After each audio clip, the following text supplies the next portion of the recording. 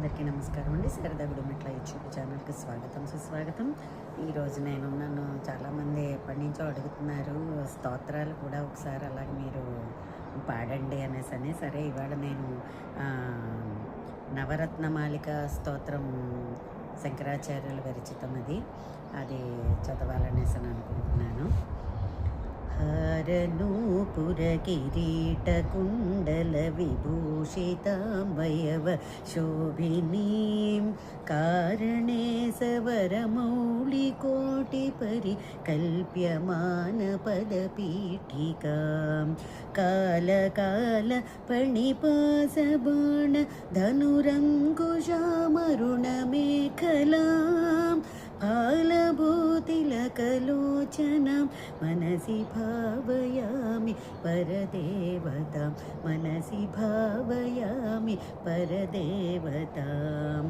गन्धसारघनसारचारुनवनागवल्लि रसवासिनीं सान्ध्यरागमधुराधराभरण सुन्दराननसुचिस्मितां मन्धरायत विलोचना ममलबालचन्द्रकृत शेखरीं इन्दिरारमणसोदरीं मनसि भावयामि परदेवतां, मनसि भावयामि परदेवतां।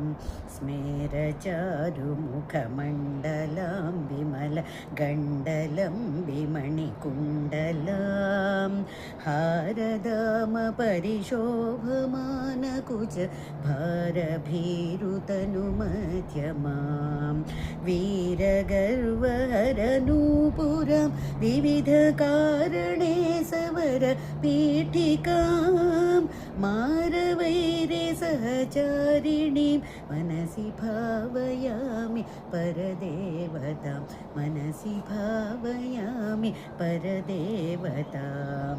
भूरिभारधरकुण्डलीन्द्रमणिबद्धभूवलयपीठिकां वारिरासिमणिमेखलावलय वह्निमण्डलशरीरिणीं वारिसारवहकुण्डलां गगनशेखरीं च परमात्मिकां चारुचन्द्ररविलोचनां मनसि भावयामि परदेवतां, मनसि भावयामि परदेवतां।